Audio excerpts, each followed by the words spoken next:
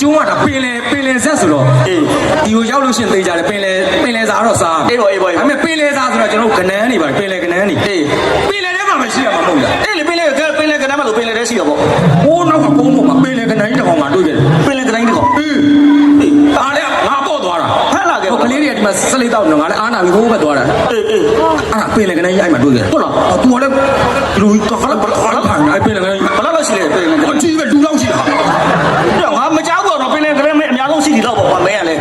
အော်ရှိတယ်အကြီးပဲလူလောက်ရှိတယ်ဟုတ်လားပေါ့ပြီးမဲထဲမှာ तू ဒီဘက်ကိုလှည့်နေတယ်ခဏကြီးငါတော့အပေါ်သွားတော့ဟိုဘက်လှည့်ရတော့ဒီလိုဆိုပင်လေကနန်းနဲ့ငါနဲ့မျက်နှာချင်းဆိုင်ကနန်းငါနဲ့မျက်နှာချင်းဆိုင်လို့ရှက်တတ်တယ်ဗျဟာကနန်းရှက်တယ်အေးမျက်နှာပူလို့ထင်တယ်ကနန်းဒီလိုလှည့်သွားတယ်ဘယ်လိုလှည့်ဟာ